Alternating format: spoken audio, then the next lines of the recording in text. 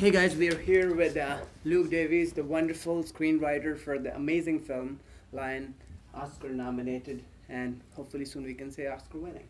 So, congratulations on the nomination. It's a wonderful film. You're just telling me you were surprised that the nomination happened. Tell me why and how was when you heard about it. What was your first thought when you heard the Oscar nomination? Well, no, by then I was no longer so surprised. What I mean is the process of the last 3 months of us beginning to be talked about as an Oscar contender. That was surprising. When you compare it with how we all felt 2 years ago at the beginning of this film, it was like, here we go, let's all try and make a beautiful film. Right. And we knew that the elements were beautiful, and we trusted Garth Davis, our beloved director. And I felt good about my screenplay. But to be honest, you know, if the Oscar realm, this is a film that the first 50 minutes are in Hindi with English subtitles and a 5-year-old non-professional actor. We honestly did not think that a film like that would be at this moment in time with 6 nominations. And so the feeling is extremely pleasant. Well, I would say that the writing-wise, it's not surprising at all. If it did not, I would be surprised. It's beautifully written, amazing. It's like writers should read to learn how to write. There's beautiful dialogue, but the setup, because everybody talks about, you know, to direct or an actor, how much research did you do for this and this, but you read the script and you're like, it's all there. Oh, thank you so much. It's amazing. So talk to me about that process. I am originally from India, and I can tell you that a lot of, almost everything in there, I mean, of course, you know, there's cinematic and stuff, but it's real. Yeah. So talk to us about that. How was like, did you have any connection with India before this film? The research process, making it realistic. It's daunting. It's haunting. It's beautiful. It's amazing. The whole.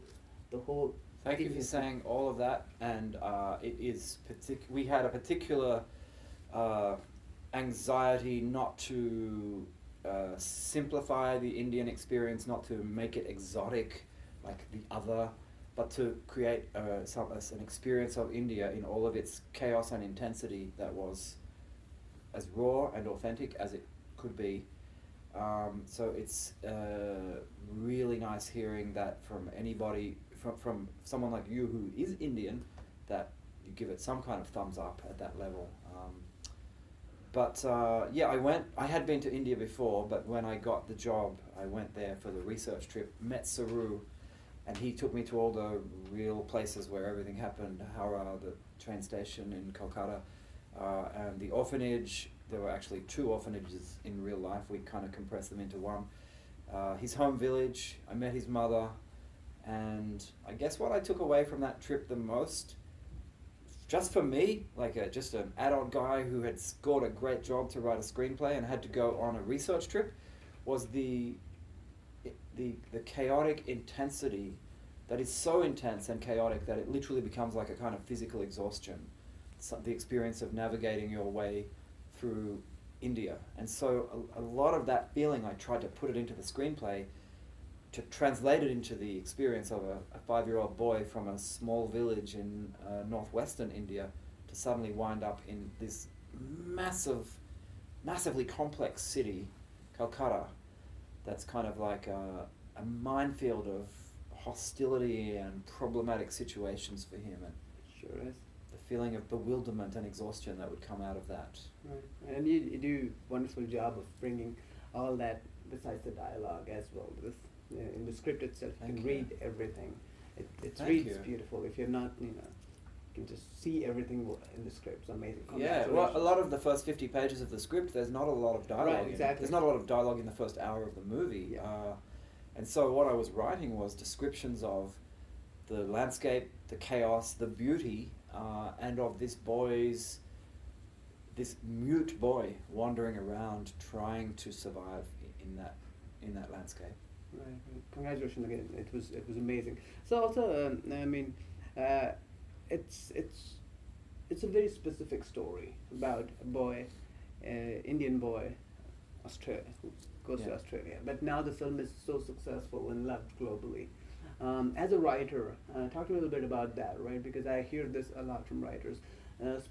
When you go specific, then you go global, right? We hear that a lot. So talk a little bit about that, right? You know, as a writer, the experience of writing something so specific and then reaching out. So, you know, how how's that, and what would you tell other writers who want to do replicate that kind of stuff? Well, part of it is believe in the specifics of any given story. Believe that the the universal elements of a story will find their way into the story and be clear if you don't try and go generic. And the fine detail of this story, the real micro granular kind of detail, was filled with such riches and wealth of. This is why research trips can be important. It was really important for me to experience the world fully. But the other thing is, but we felt very lucky. Like, this story felt to me like the most ancient of myths, like a kind of absolutely universal, elemental fairy tale about reunification with the lost mother. Mm. Like a story that was being told by a campfire 10,000 years ago, at the earliest beginnings of civilization and human storytelling and human emotion. Well, presumably not human emotion, only 10,000 years ago, but you know what I mean? Like, Right. so there was the mythic fairy tale element of it that was already deeply embedded in the story tale. A 5-year-old loses everything that is safe and then eventually tries to find a way of rediscovering what that was. And in our case, it's very physical. It's an actual physical and geographical journey, as well as a technological journey with the Google Earth stuff. Yeah. But ultimately, I think what's making the film received well around the world is that it's an emotional journey, and it's very emotionally satisfying what finally happens. And thank you for saying that. One thing which I really enjoyed about the film, because when I read this story, I remember several years ago, and it was like, oh cool, so it's going to become a movie. Yeah. Of course, it will. But I was like, I don't know how you can turn something like this into a 90-minute movie, because, you know, and not be bored, because it's emotional, it's great, but okay, guy gets lost 30 minutes. Okay, 5 minutes of finding, 35 minutes, 40 minutes, I don't know. But you do a beautiful job of creating other important characters, Mantosh, Sue. Everything becomes Lucy. They become all these subplots and stories that go with it to give it the weight that's and to take it through that time and make you care about some of the other things as well that happen. Not just because you already know what's going to happen, but then you so that. But it doesn't become like, man, let's just see him meet his mother. You keep that going. So how was Well, congratulations on that. But thank you. I think the simple answer to that, if I'm understanding your question correctly, at the very beginning, I believed in my heart of hearts that we could begin in chronological order with a 5-year-old boy holding the movie up for the first 50 minutes or hour, and that the story was so strong that we could believe that would work. And the side effect of doing that well, which is that for that first 50 minutes, we're so in little Saru's consciousness and point of view, and that kid, Sunny Pawar, is such an amazing actor, that by then we're so emotionally invested in the story that when Dev Patel suddenly appears in the film and it's 25 years later, we still know exactly who that person is and what's going on in here that's going to be reactivated in such an intense fashion that we are then completely invested and want to continue on the rest of the journey of the film. Even though then, in that second half of the film, the journey has a lot more subtlety to it. There's a whole lot of complexity about guilt and shame and not wanting to hurt his adoptive parents' feelings and so on.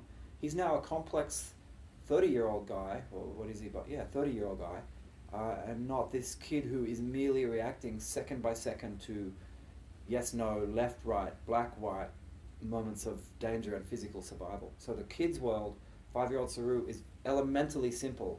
30-year-old Saru's world is extremely complex, but the first half of the movie is so powerful that we are completely there for the second half, wanting him to get back to the first half, so to speak. No, that's what I was asking. Very smartly written, and that keeps the audience engaged. So thank you. Great work on that. My last question: you are an accomplished writer, poet, and this is your second screenplay. Am I right? There was Candy. There was Candy, Life. right. Okay. Yeah, I did a rewrite job on this other. Yeah, it's my third screenplay. So Working on a project like this, what did you come out as a writer and as a person? What did you learn? What was your biggest learning working on a project like this?